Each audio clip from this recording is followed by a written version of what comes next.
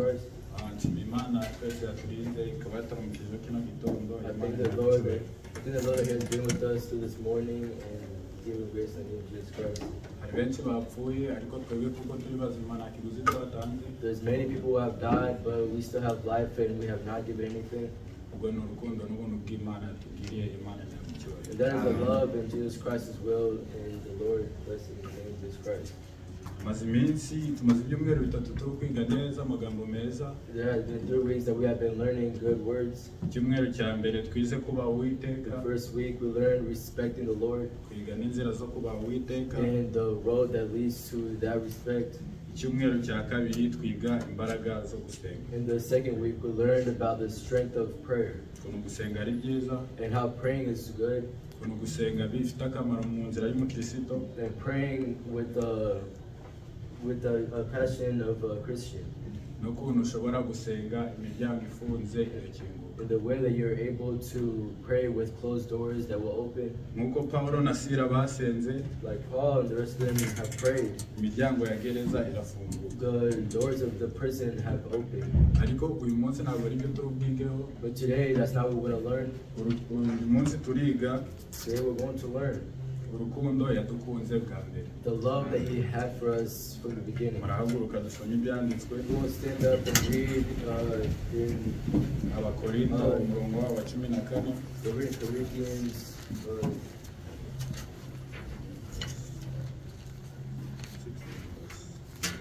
1 Corinthians chapter 14 verse 16.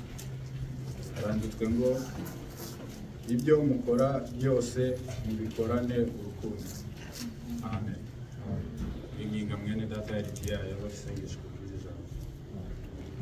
Data twese mu ijuru izina ryawe ryubahwe ubwami bwabuze ishaka cyose kiri mu isi cyo mu ijuru. Mwami turagushimiye kubw'aka kanya, turagushimiye mwami kubw'indirimbo zawe zatambutse ndetse n'amashimwe anyuriye mu ndirimbo wahabwa icyubahiro. Mwami Yesu turi imbere yawe, twebwe nk'abana bawe mwami turakunyotewe kandi nanone mwami dushonje kubw'ijambo ryawe mwami. Turagusabye kugira ngo wowe Mana yacu mwami uze wigaragaze muri twebwe.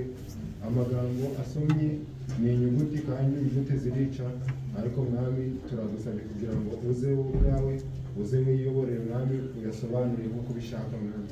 Turagusabye kugira ngo ufate umugaragu wawe ndetse n'uri gusobanura ndetse natwe dufate mwami twese twumva amagambo yawe. Uri buvuge n'uri gutega amatwi ngo yumve, twese mwami tugirirwe ubuntu muri wowe. Turagusabye ngo uze wiheshe icyubahiro mu izina rya Yesu Kristo. Amen. You may sit down. Like we have read in Corinthians, this word 14. It's written. Everything that you do it with the love. We are here because of the love. We are here because the Lord has loved us. We are here because of the love that God has for us.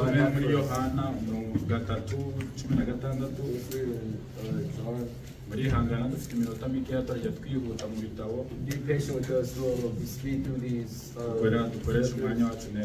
and we'll prioritize our time right. John 3.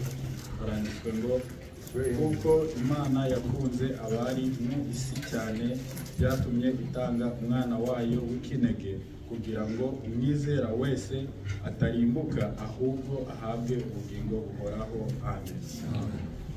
Uwiteka yakunze abari mu isi cyane byatumye itanga umwana wayo w'ikinege kugira umwizera wese atarimbuka. People cause for the Lord to bring in His only Son so that people may not perish, ahubwo ahabwe ubugingo buhoraho. but instead be giving eternal life. Ntabwo ari twebwe twagiye gushaka Imana. It's not us who went to look for the Lord. Ntabwo ari twebwe twagiye gupfukamira Imana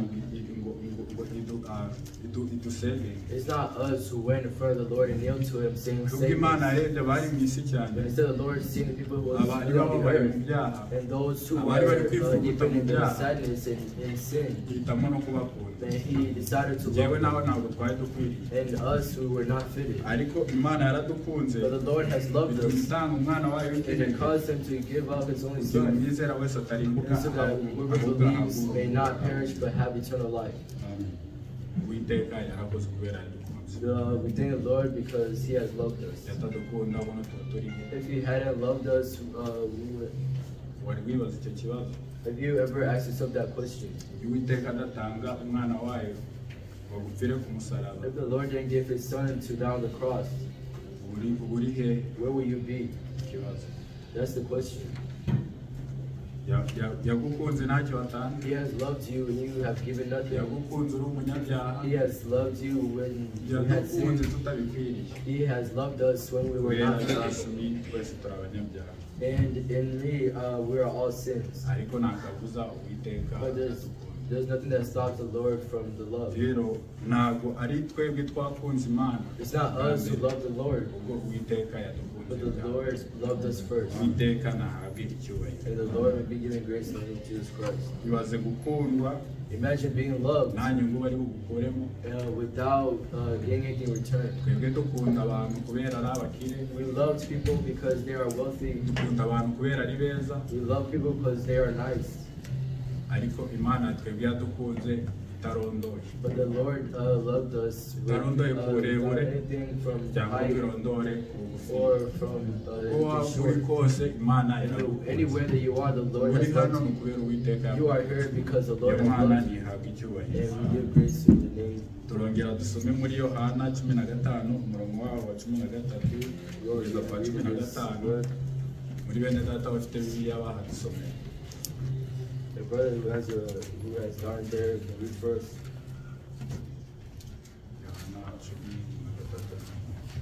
Yohana 15 umurongo wa 13 kugeza kwa 15.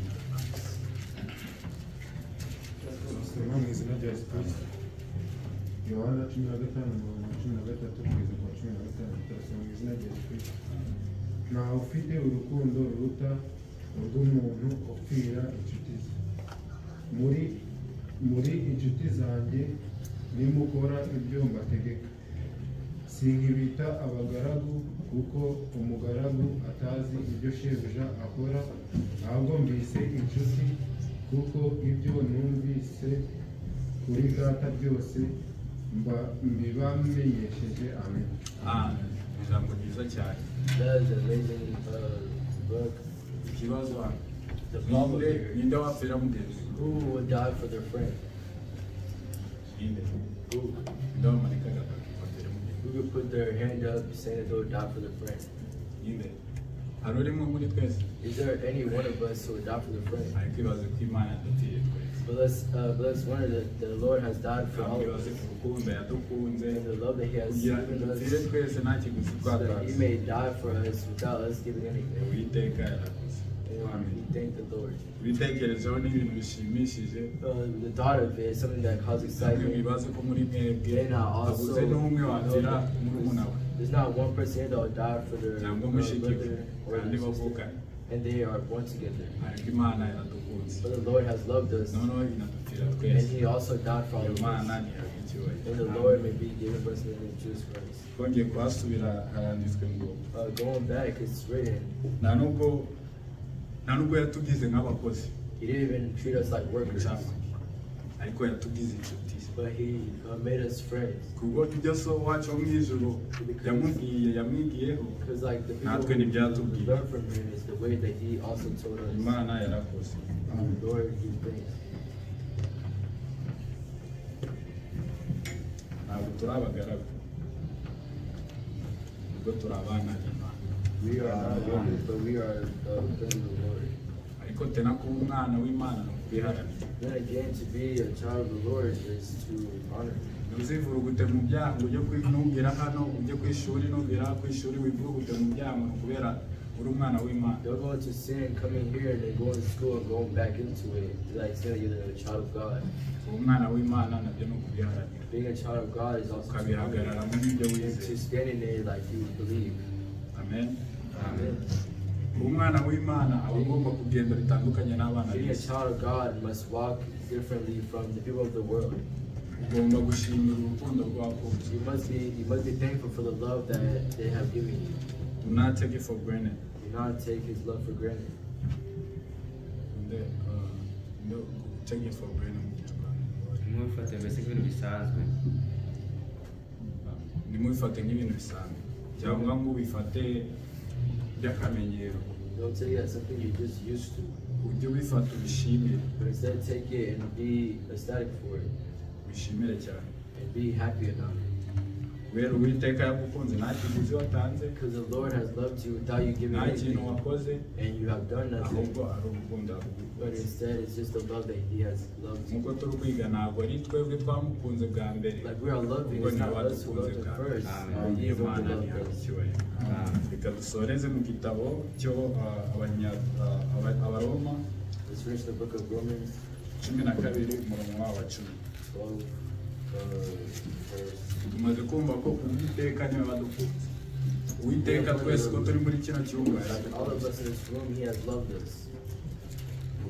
Uwiteka yaradukunze agukunda nta kiguzi watanze, agukunda atari ukuri muremure cyangwa uri mugufi, ahubwo agukunda ukuri, atanga umwana wayo ukeneye nizera wese atarimbuka ahubwo ahabwa ubugingo bwawe. Iyo mwana yaradukunze. Bisoreze mu Abaroma 12 umurongo wa 10. Mukundane urukundo rwa kivandimwe, mwubahane, buri muntu ashire mugenzi we imbere. Amen. Tumaze kumva ko Uwiteka yadukunze nta kiguzi twatanze. None hano mu Baroma aratubwiye ngo burya natwe ni ngombwa dukundane. Dukundane urukundo rwa kivandimwe. Kumva dukundane urukundo rwa kivandimwe. Kuko nimba twe Uwiteka yaradukunze duturuka mu rukundo, dukomoka mu rukundo, natwe ni ngombwa dukundane. Kandi dukundane atari urwa rukundo rwa boyfriend na girlfriend, dukundane urukundo rwa kivandimwe. Ushire mugenzi wawe imbere. Gushyira mugenzi wawe imbere kumwifuriza ibyiza. It's not to be jealous of them. Nukumva ko icyo ushaka is to hear that what you want agomba kukigira mbere. That they may get it first. Kunde mugenzi wawe for you to love your friend byashatse kuvuga. The way that you love Nkuko zikono wifunda. Nkuko zikono wifunda ibyiza. Ariko kunda mugenzi wawe. You should also love your friend. So Imana yaradukunze. So the Lord has loved us. Dukunda nta kiguzi twatanze. He loved us with us giving nothing. Dukunda atari uko twakiranukiye. He loved us not because dukunda atari ukubera turi beza. Dukunda atari ukubera turi barebare. Dukunda atari ukubera turi bagufi. Dukunda ntacyo twatanze. He has loved us with us. Iyo Mana yadukunze natwe ni ngombwa dukundane. Iyo Mana yadukunze izina ryayo nihabwa icyubahiro. So imagine being loved, not doing it. Akenshi abantu dukunda kubera uriya muntu Many of us Simiyoni yagiriye neza, Gadi yagiriye neza, God has done good for me. niyo mpamvu mukunze. That's why I love him. Cyangwa Gadi arankunda, Or God loves me. niyo mpamvu namukunze. That's why I loved him. Imana yadukunze, The Lord has loved us. ntacyo twakoze, Without us ntacyo twatanze. Iyo Mana ihabwa icyubahiro. Imana nayo magambo yari yaduteguriye uyu munsi. That's the word that the Lord has prepared us today. N'amasaha ni makeya, And the time is ariko short. ndagira ngo aho muri iki cyumweru, I hope that in this week, muri iyi minsi, kuri uyu munsi, this day, ujyanye ugenda umenye ko ufite Imana as you walk, yagukunze you may know that you have the Lord that loves you. kandi ubihereza agaciro, And that you may give them ntubiteshe agaciro. Ngo nugera ku ishuri wibagirwe ko Uwiteka yagukunze, utangira wivute mu byaha. And then you go into sin. Iyo Mana yagukunze ntihabwa The icyubahiro. Lord that has loved you may be blessed. Dakika mfite 5 I have 5 more minutes. kandi murayizi ko iyo minota 5 njya yikoresha. And you know I'll use the last minutes. Tugiye kwibutsanya ibitabo twasomye I'm going to remind you n'ibintu what twari we have twize read, mu byumweru bitatu what we have byashize. learned in those 3 weeks that passed. Icyumweru cya mbere cyo navuze twari twize So the gukina first week, what did we learn? no mu bana batoya. And in the small kids,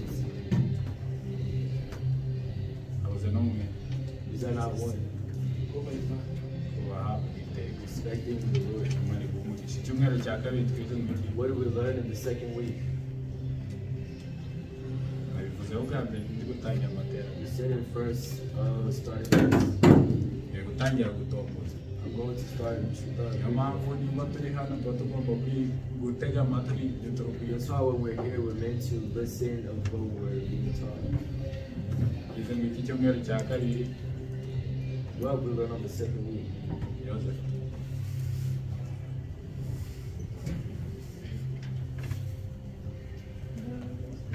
Imbaraga zo gusenga Imana The strength of igumugisha. prayer. None uyu munsi wo twize mu iki? And today, what have we learned? Ndabivuge. Ninde wanyibutsa uko twize uyu munsi? You can remind me what we have bana batoya kera mwabyibagiwe babigishije ngo iki What have you been taught? gana change the system mujya musubira mu byo bari kwigisha sibyo change the system kuyora mujye mwumva icyongereza kumarwa ntabwo mujya sometime bajya bishikira abantu ibyumva mwibigishije ngo iki hari ntabwo yava hano What have Niyo you learned? utambwira ibyo twize ntabwo turava hano mu gihugu. If you can't say what we have learned, we'll Twize mu iki not. uno munsi? What did we learn today? Kubona udutoki dutatu gusa nibo bantu bari bari You gusengera. said 3 hands. Are they the only people who was in here? Manuel twize mu iki? twasomye Yohana ibice 15 mirongo 13 kugeza 15 twize ngo urukundo rw'Imana. Urukundo rw'Imana. We learned the love of Very the close. Lord. Gusa Imana ikumugisha. Twize mu iki? Ninde wanyibutsa ukuntu twize neza? What did we exactly learn? Yego rero. Urukundo yadukunze bwa mbere. The love that He loved us first. Very close. Ninde wanyibutsa? Imana ikumugisha. Iteka niwe wadukunze bwa mbere. The Lord is the one who loved us first. Abatwara imwanya Imana ibamugisha kandi bigeze neza.